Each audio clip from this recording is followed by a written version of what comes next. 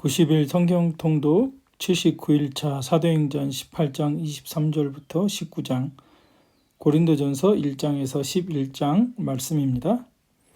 자, 사도행전 18장 23절로 19장 말씀입니다. 바울의 3차 전도 여행인데요. 바울의 3차 전도 여행은 갈라디아와 부르기아 방문, 1차 전도 여행 때 갔던 곳이죠. 1차, 2차 선교 여행 때 재차 방문했고 1차 선교 여행 때 갔던 지역이죠. 그리고 에베소 전도, 에베소는 2차 전도 여행 때 마지막에 에베소에 잠깐 들려서 거기에 복음을 전했죠.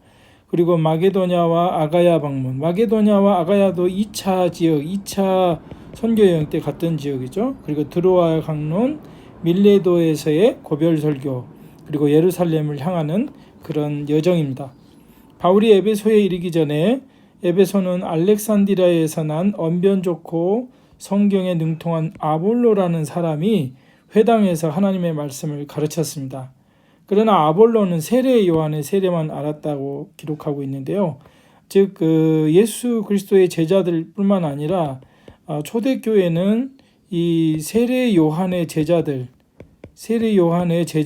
이미 전 유럽 지역에 예수 그리스도의 복음을 전하고 있었다는 사실을 또한 알 수 있습니다. 왜냐하면 브리스길라와 아굴라가 만났을 때 이미 아볼로는 요한의 세례를 알았고 예수 그리스도를 알았기 때문입니다.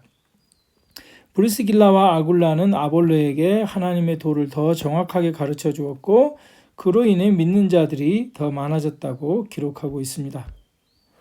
아볼로가 고린도에 있을 때 바울은 에베소에 도착하여 제자들에게 복음을 전합니다. 그리고 회당에 들어가서 에베소에서 석 달 동안 담대히 하나님의 말씀을 가르쳤고요.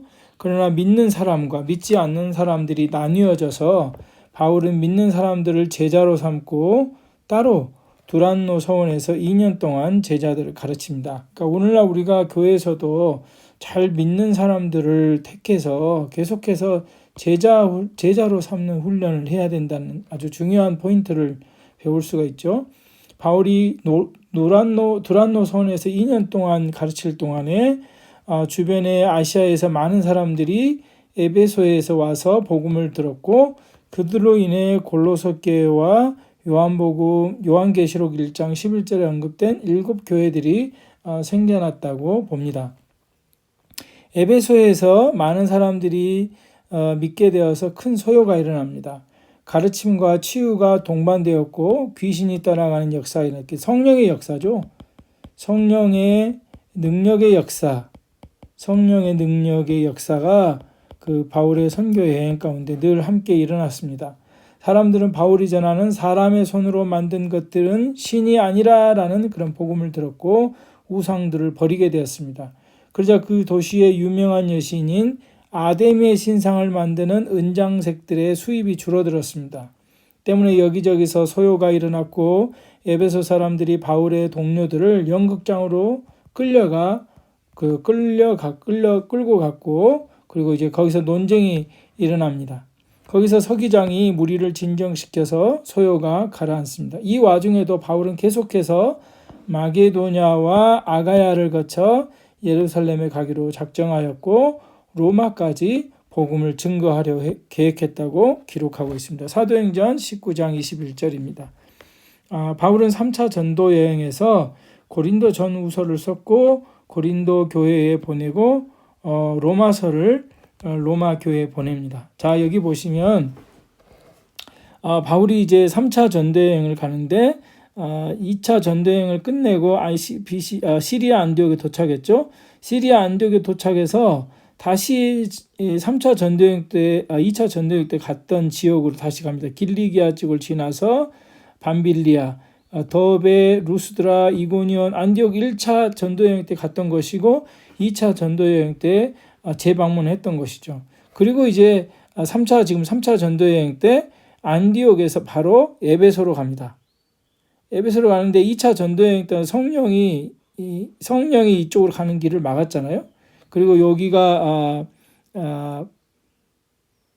이쪽으로 이제 비두니아와 본도 지역인데 이것도 이쪽으로 가려고 하다가 예수의 영이 막았다고. 그래서 이제 2차 전도 여행 때는 여기서 이렇게 쭉 이렇게 유럽 쪽으로 이렇게 가서 다시 예루살렘으로 돌아갔었는데, 어쨌든 3차 전도 여행 때는 이 파란색 선을 따라가 보면, 자, 지금 에베소에 도착했습니다. 에베소에 도착했을 때 아볼로가, 원래 에베소에 누가 있었습니까? 2차 전도 여행 때 브리스길라 있잖아요. 브리스길라와 아굴라가 여기에 같이 있었어요. 바울하고 같이. 그래서 에베소에서 아굴라를 만나서 아굴라에게 복음을 전하고, 아굴라가 어디로 갑니까? 아굴라는 이 아굴라가 아니라 그 아볼로죠. 아볼로가 고린도로 갔습니다. 그때 그 아볼로가 이제 고린도로 가 있을 때 바울이 에베소에 도착했고, 에베소에서 처음 석 달은 이제 회당에서 사람들을 가르쳤죠. 그리고 예수 믿는 사람과 믿지 않는 사람이 나눠졌고, 그 다음에 2년 동안은 두란노 소원에서 예수를 잘 믿는 사람들을 제자 훈련을 시킵니다. 그래서 에베소에서 이제 사도행전을 보면 약 3년을 머물렀다라고 기록하고 있습니다. 자, 여기 에베소에서 있고, 이 에베소에서 이제 3차 전도행에 약 3년을 머물고, 그리고 그 한간에 바울이 이제 이 에베소에 있을 때 고린도로부터 디도가 소식을 가지고 오자 고린도 교회에 문제를 듣고 편지를 보냅니다. 고린도에 편지를 보내죠. 1차 편지, 고린도 전서를 써서 고린도에 보냅니다. 에베소에 어디에 있을 때요? 에베소에 있을 때. 그리고 이제 편지를 써서 보냈는데 마음이 불편한 거예요. 그래서 중간에 바울이 고린도에 한번 갔다 온 기록이 있습니다. 왜냐하면 갔다 와서 마음이 더 불편해졌어요. 그래서 다시 오겠다 하고 가지 않았는데, 바울이 이제 에베소를 떠나서 어디로 갑니까? 마게도냐와 아가야 지역에 있는 교회들을 돌보고 있다가 빌립보에 있을 때 다시 디도로부터 소식을 가지고 옵니다. 고린도 교회가 많이 개선이 됐다. 그 소식을 듣고 마게도냐 지역인 빌립보에서 고린도 후서를 씁니다. 고린도 후서를 기록해서 고린도에 보내죠. 고린도 전서는 어디서 씁니까? 에베소에서. 고린도 전서는 에베소에서 쓰게 되죠. 이 내용을 잘 기억하면 공부하는 데 도움이 될 것 같습니다. 성경을 훨씬 더 잘 이해하는 데 도움이 될 것 같습니다.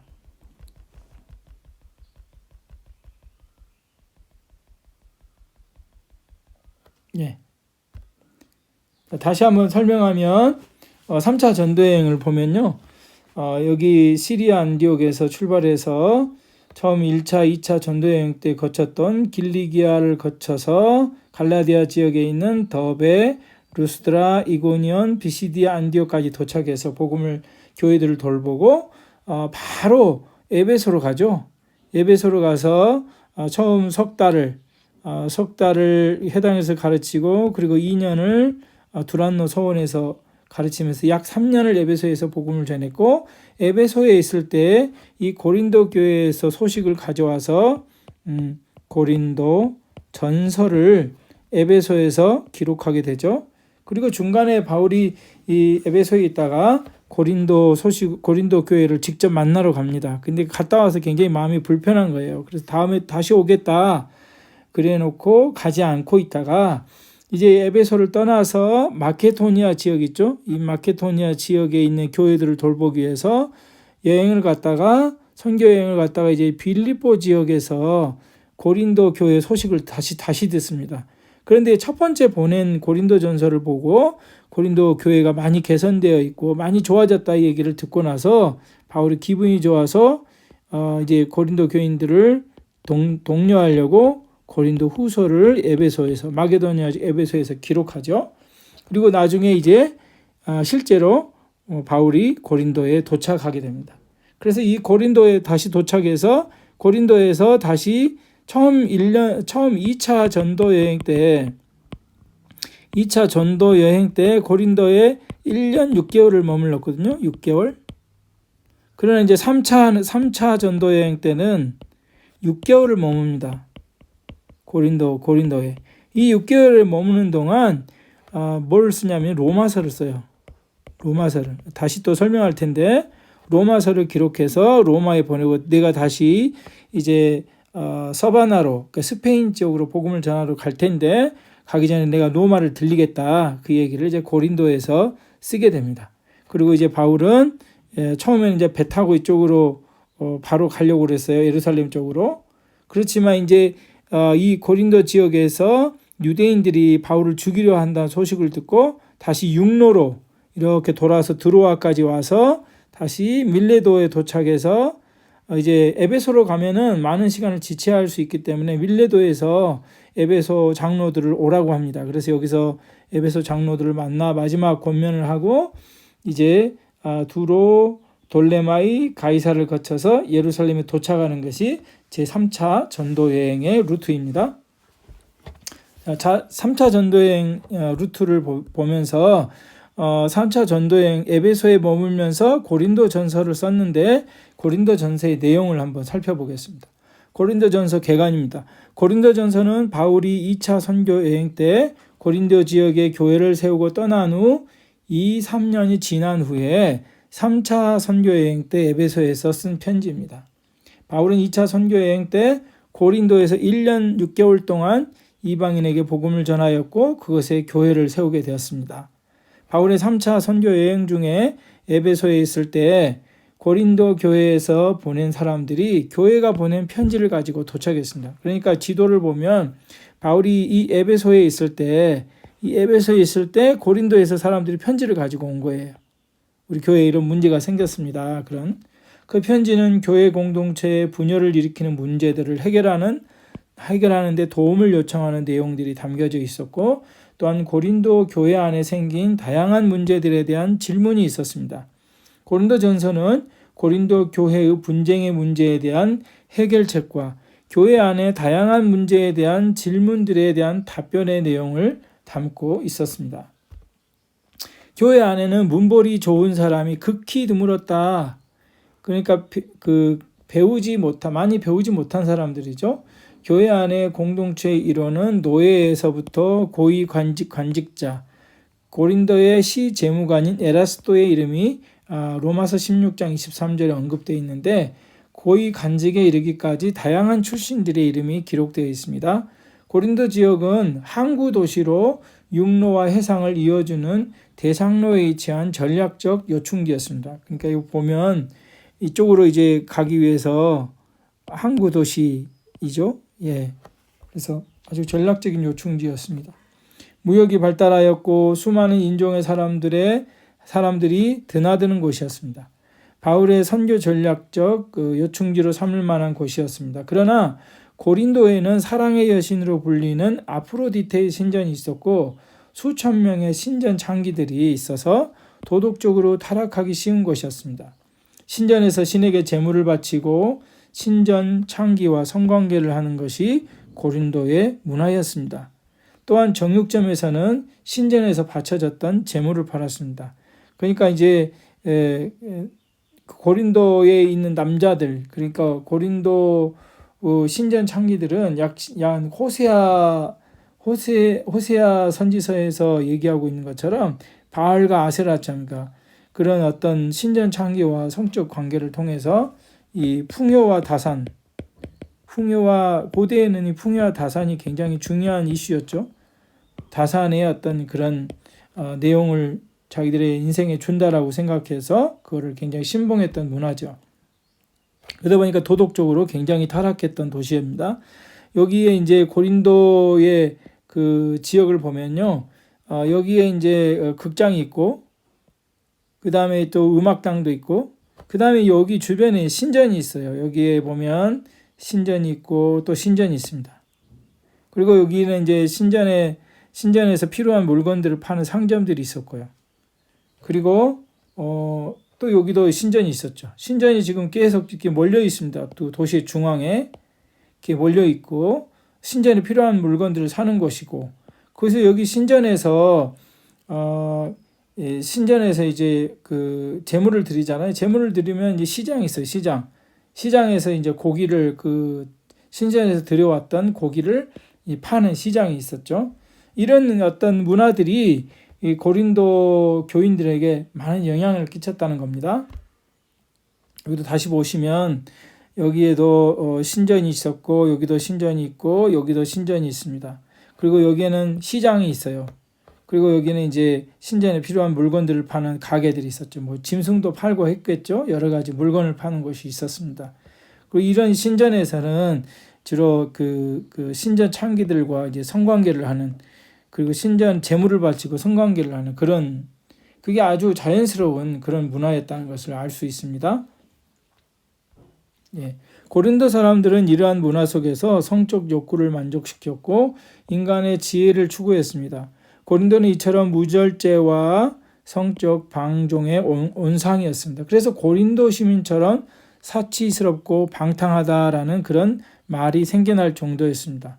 이러한 고린도 문화는 고린도의 그리스도인들에게도 영향을 미쳤고 그들은 그리스도인이 되었음에도 불구하고 여전히 제약된 생활의 모습을 바꾸려 하지 않았습니다. 교회 안의 문제들은 대부분 그러한 부류의 사람들에서 일어났고 바울은 고린도 교회 분쟁 해결과 고린도 교회의 육체적인, 그러니까 세상적인 그리스도인들의 잘못된 행동을 바로잡고자 편지를 쓰고 있습니다. 자, 1장에서 6장입니다. 교회 안의 문제들이 어떤 문제들입니까? 제일 큰 문제가 분파의 문제죠.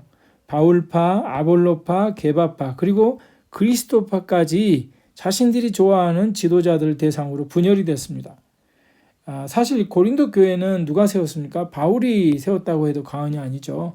바울이 거기서 교회를 개척한 사람인데 어쨌든지 간에 바울은 설립자로서 그 어떤 주장도 하지 않았습니다. 서로는 오직 하나님의 교회를 세우는 파트너이며 모두가 하나님의 종에 지나지 않는다는 것을 말하고 있습니다. 바울은 인간의 지혜를 따라 추구하는 그리스도인이 아니라 오직 하나님의 지혜이신 십자가에 못 박히신 그리스도에 대해서 전했고 오직 주 안에서만 자랑하라고 말합니다. 그리고 모든 일은 영적으로 분별할 것을 당부합니다. 오늘날 우리가 참 배워야 될 것들이죠. 영적으로 분별해야 한다는 것이 굉장히 중요한 포인트입니다. 바울, 아볼로, 게바는 모두 하나님의 일의 동역자이며 우리는 마땅히 그리스도의 일꾼으로 맡겨진 일에 충성하는 것뿐이고 누가 높고 낮음이 아니라고 겸손하게 말하고 있습니다. 그리고 분쟁뿐만 아니라 교회 안에 그릇된 행동을 하는 성도들이 있었습니다. 교회 안에 근친상간을 하는 자들이 있었는데요. 근친상간은 로마법이나 유대법 모두 어기는 것이었습니다. 로마법에도 금지하는 것이었고 유대법에도 금지하는 것이었습니다. 바울은 교회 안에서 아무도 그런 자를 책망하지 않고 두는 것을 보고 놀랐습니다. 그러니까 모든 걸 은혜로 덮어버리면 안 되는 거예요. 잘못된 것들이 있으면 그 성경적이지 못한 것들은 책망하고 바로잡는 것들이 필요하다는 것을 보여주고 있습니다. 비록 하나님께서 교회 밖의 사람들을 심판하시지만 그리스도인은 자신의 교인들을 심판하고 징계할 의무가 있다.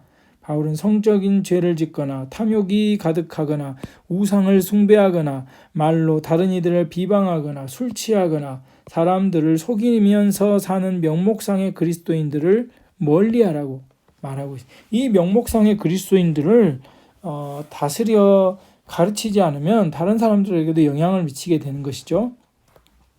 또 교인들 일부 중에는 서로 소송하고 법정에서 세우는 일이 있었습니다. 바울은 교회 공동체의 문제는 세상 법정이 아니라 자체적으로 해결해야 된다고 권면하고 있습니다.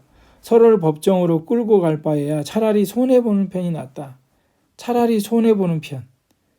이게 참 중요한 내용인 것 같아요. 오늘 우리가 교회 안에 소송과 어떤 그런 법적 소송 문제 때문에 얼마나 세상에 좋지 않는 모습을 보이고 있습니까? 바울의 시대의 문제와 오늘 우리가 살고 있는 시대의 문제가 비슷한 면도 또한 많습니다. 7장에서 16장입니다. 교회 문제와 신앙적 질문에 대한 바울의 당부. 7장 해설입니다. 결혼 문제에 관한 바울의 대답인데요. 고린도인들은 바울에게 독신 및 결혼 생활에 관한 6가지 질문을 제기하는데, 첫째, 결혼한 부부가 회심한 후에도 정상적인 성관계를 지속적으로 해야 하는가? 그렇다. 이는 곧 그리스도께서 재림할 것이라고 기대했기 때문에 그들에게 있어서는 중요한 질문이었습니다. 그러니까 곧 그리스도가 재림할 것이라고 생각했던 성도들에게는 이런 그 세상적으로 보였던 거예요. 성관계 자체가. 그러나 바울은 뭡니까? 결혼한 부부 안에서 정상적으로 행해진 성관계는 지속적으로 해도 문제없다. 그건 하나님께서 주신 것이다 라고 말씀을 하고 있는 것이기 때문에 그러나 고린도 교인들에게는 진지한 문제였죠. 두 번째, 미혼자는 반드시 결혼해야 하는가? 바울은 독신을 권면했지만 그것은 은사를 받은 자만 가능하다고 대답하고 있습니다. 세 번째, 그리스도인들 간의 이혼은 허용되는가? 안 된다. 그리스도인과 이혼하는 것을 반대하고 있습니다. 네 번째는 뭡니까? 회심하지 않는 남편이나 아내들에 대해서 어떻게 해야 되는가? 이혼해야 하는가? 그게 아니다. 배우자가 이혼을 원하지 않는 한 그리스도인들은 불신 배우자에 대해서 부부의 책임을 다해야 한다라고 얘기하고 있습니다. 다섯 번째, 처녀에 대한 권면으로 임박한 환란으로 결혼을 하지 말아야 하는가? 이게 임박한 종말론을 가지고 있었던 성도들이죠. 그런데 바울은 뭐라고 합니까? 결혼해도 되고 안 해도 되고 문제되지 않는다. 그것은 개인적인 결단이다. 이렇게 얘기하고 있고요. 그 다음에 여섯 번째, 과부가 재혼할 수 있나? 그렇다. 그러나 흐트러짐 없이 주를 섬기라 라고 권면하고 있습니다. 이 고린도 교회 안에 이런 문제들을 가지고 질문했을 때 답을 했고요. 8장입니다. 우상에 바쳐진 제물을 먹어야 하는가? 굉장히 중요한 문제였어요. 왜냐하면 고린도 시에는요. 보시면 이 시의 중앙에 극장이 있었고 그리고 지금 신전이 있죠. 신전, 아폴로 신전, 헤라 신전, 옥타비아 신전, 이 신전들이 있었잖아요. 신전들이 있고 이 신전들의 제물을 바쳤던 그 제물들, 짐승들의 그 고기를 어디다 파냐면 마켓에서 팔았거든요. 그 사람들이 고기를 사러 오면서 이 신전에서 제물을 바친 고기를 먹어도 되냐? 대부분의 다 고기가 신전에 제물을 바친 고기들 아니겠습니까? 그래서 고기를 먹는 문제는 그리스도인들이 굉장히 중요한 문제였어요. 왜냐하면 우상에게 바쳐진 제물을 우리가 먹다니 안 돼 라고 생각하는 성도들이 있었거든요. 그래서 이 문제에 대해서 질문을 하고 있는 거예요. 고린도 교회는 이교 관습과 깨끗하게 결별하기를 원했습니다. 결별하기가 어려웠습니다.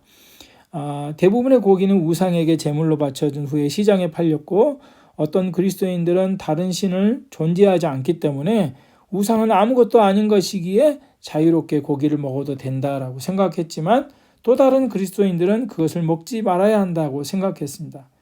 바울은 우상에게 바쳐진 제물은 아무것도 아니지만 믿음이 연약한 성도들을 시험에 들지 않도록 하는 것이 중요하다. 그렇게 가르치고 있고요. 내 형제를 실족하게 하지 말라고 말합니다. 즉 사랑이 지식보다 중요함을 가르칩니다. 그래서 바울은 내가 죽을 때까지 내가 먹는 것 때문에 시험 든다면 나는 먹지 않겠다. 그렇게까지 선언을 합니다. 9장입니다. 그리스도 안에서의 권리와 의무. 그리스도인들이 다른 사람들에게 해를 끼치거나 그들을 혼란에 빠뜨리기보다는 차라리 자신의 자유를 제한하는 것이 훨씬 더 낫다. 그렇게 교훈을 하고 있고요. 자신의 삶을 예로 듭니다. 바울은 사도로서의 권리가 있었지만 그 모든 권리를 포기하고 복음을 위해 다른 사람들을 그리스도께 돌이키기 위해서 자신의 자유를 쓰지 않는다고 말하고 있습니다. 10장입니다. 우상 숭배를 피하라. 그리스도인들은 주님과 우상 중 하나를 선택해야 한다. 이스라엘 백성의 역사에 광야에서 우상 숭배로 2만 3천 명이 죽은 이야기를 통해 그들과 같이 우상 숭배하지 말라고 말합니다. 우상 숭배와는 절대 타협이란 있을 수 없다. 하나님과 돈, 하나님과 어떤 다른 우상을, 다른 신을 동시에 섬기는 것은 있을 수 없습니다. 이 교회 희생제사에서 조금이라도 참여하는 일을 피하여야 한다. 그것은 귀신과 교제하는 것과 다름없는 것이기 때문이다. 고기 먹는 문제와 관련해서 다른 사람의 유익을 구하는 자가 되어야 한다.